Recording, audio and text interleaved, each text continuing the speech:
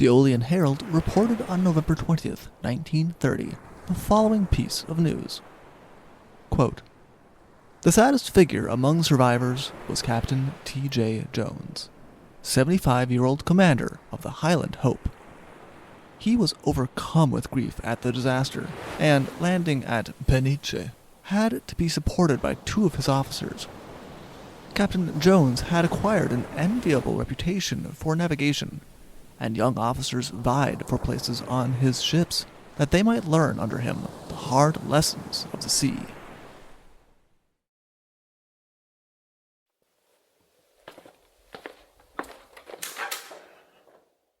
Hello, and welcome to the Shipwreck Archive.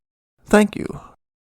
Would you happen to have the story, The Missing Light of the Highland Hope? Here we are. Enjoy!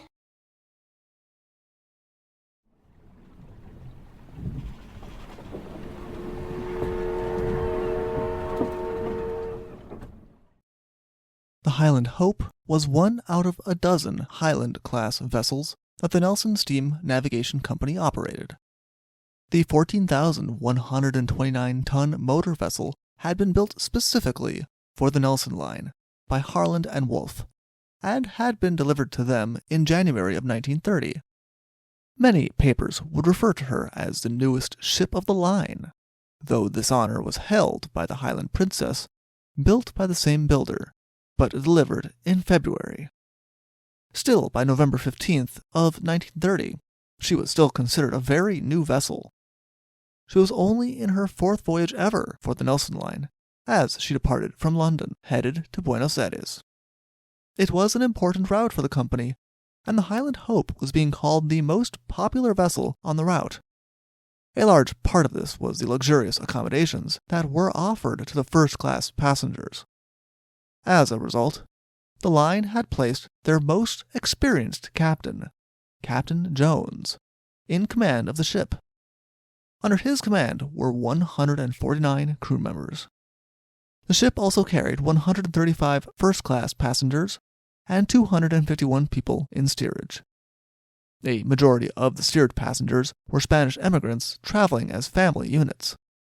There was also a cargo, the details of which we were not able to find. It was only described as being valuable. There was nothing at the start of the voyage that suggested that this voyage would be any different from the last three that the Highland Hope had made. The problems began as they neared the coast of Portugal on the 19th of November, 1930. The third officer was responsible for obtaining the ship's position, and this was something that he came to by calculating the ship's position in relation to the lighthouse at Farilhões. Somehow these calculations proved to be incorrect. This might be accounted for by the thick fog that began to blanket the coast and the ship, which made determining any position difficult. Still, the supposed position of the Highland Hope was reported to Captain Jones by Second Officer Walsh around 4 a.m. Second Officer Walsh did not think to tell Captain Jones how it was that the position had been determined, and Captain Jones did not ask. Captain Jones also did not think to order that his ship be slowed due to the low visibility, and they continued at their normal speed as though there was no doubt at all about where they were. There should have been another light for them to look out for. There was a lighthouse on the Faroe Islands to warn of the dangerous reefs, but, unbeknownst to the crew of the Highland Hope, the light was out of order. A few nights before, the light had suffered from an explosion, rendering it unusable. There would later be some debate about whether or not this light could have saved the Highland Hope, though.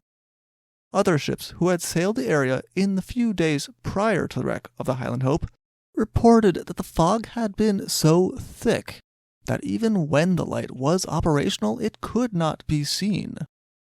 The only way to make your way safely through the waters was slowly and cautiously. Captain Jones showed no such concern, however, and the Highland Hope continued at full speed with no consideration for the darkness and the fog that enveloped the ship.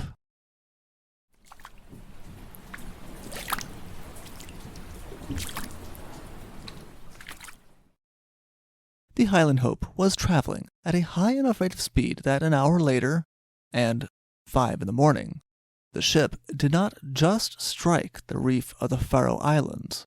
The Highland Hope's bow was driven onto the rocks with enough force that she struck fast. A massive hole was formed in her bottom as the rocks ripped into her. With the rocks holding her up, there was no immediate danger of her sinking, but there was also no certainty about how long the ship would remain on the rocks before the waves washed her off.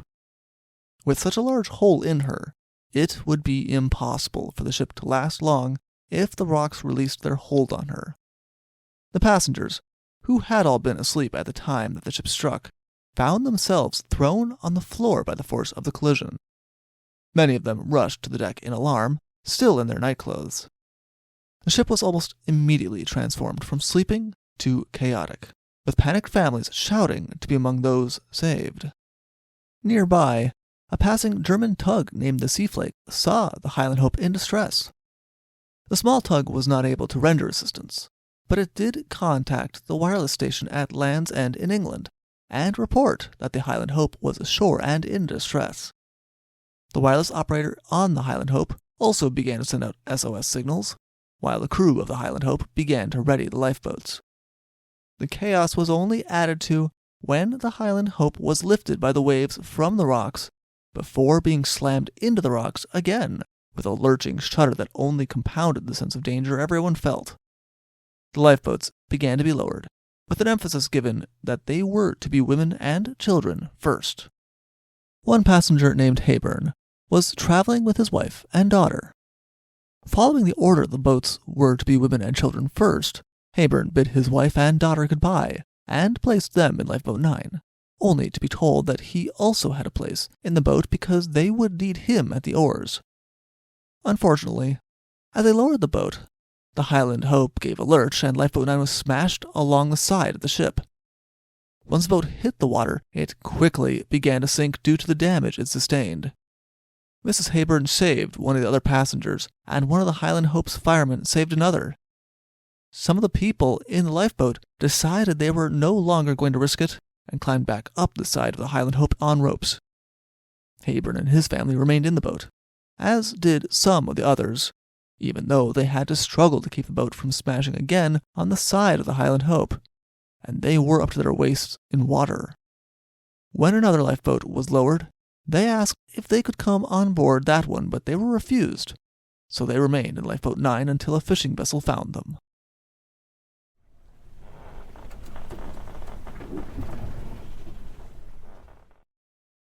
At the news that there was a ship in distress, the local fishing fleet had mobilized. The Highland Hope's siren, which was kept blaring in distress, helped direct them to where they would find people in need. They would also save a passenger named Mackay. He had found himself a place in a boat, but as the boat began to shove off, a group of men leapt from the ship and jumped into the boat, upsetting it. The members of the crew who were in the boat as oarsmen began to work to save the passengers while Mackay and 5 other passengers began to make a swim for it. They had swam for about half a mile when a fishing vessel found them, bundled them in warm clothes, provided them with spirits, and brought them to shore at Peniche. About an hour after the ship had initially struck, the Highland Hope reported via wireless that all boats had departed.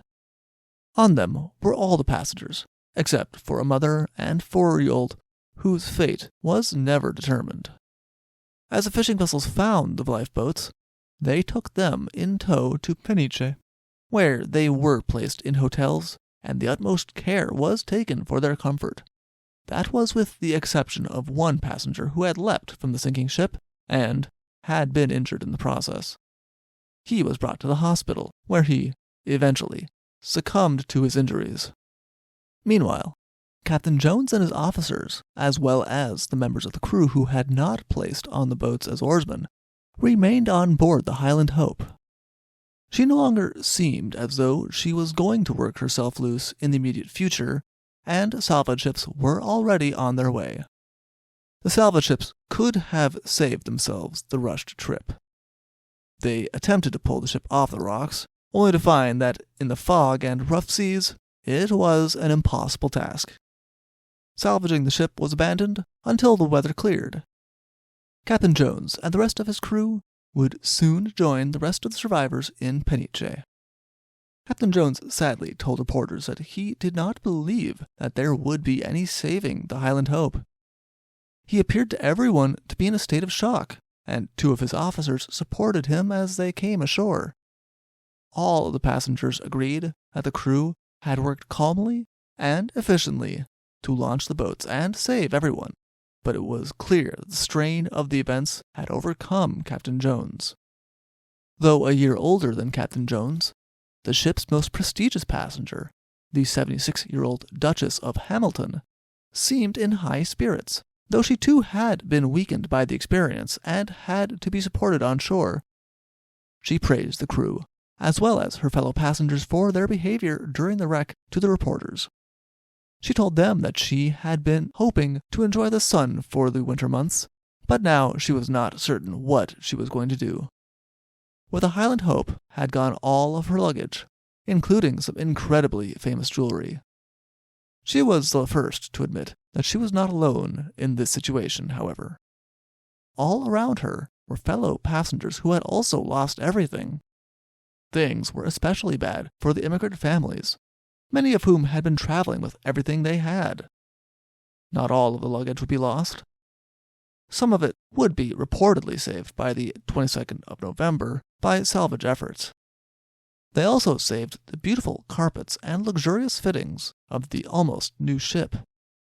But the Highland Hope was deemed to be past all saving, and abandoned.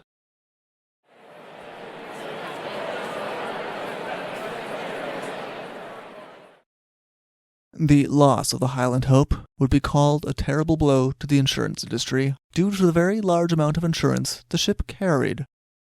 The shipping company had lost the Highland Pride in a grounding off the coast of Spain only a year before, and therefore had every reason to be careful about not sustaining any more losses. Almost as soon as the news about the Highland Pride broke, the Nelson Line turned to Harland and Wolff and asked them to build them yet another ship.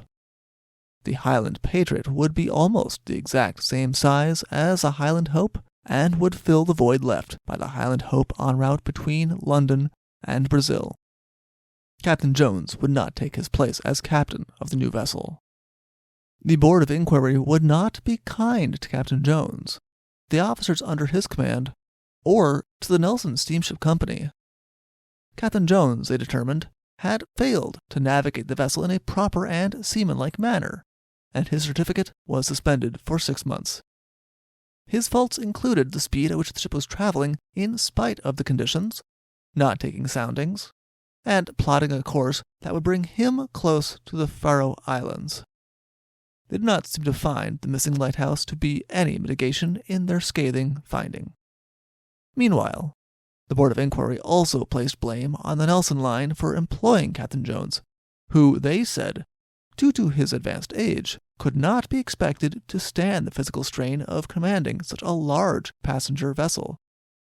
Where the newspapers had seen experience, the inquiry seemed to only see age. The newspapers do seem to have been accurate when they said that his officers were eager to work under him. This must have been true for Chief Officer Thomas, who it was found had brought on shore the ship's rough log, only to destroy it. It may have been an attempt to protect the crew from any fault-finding, but Chief Officer Thomas would pay for it. He was fined £10 for having extended the duration, and therefore the expense, of the inquiry with his actions. For more information, please see the Lowell Sun from February 26, 1931, or see our other sources in the description below. Thank you for listening. Thank you for visiting the Shipwreck Archives. See you soon.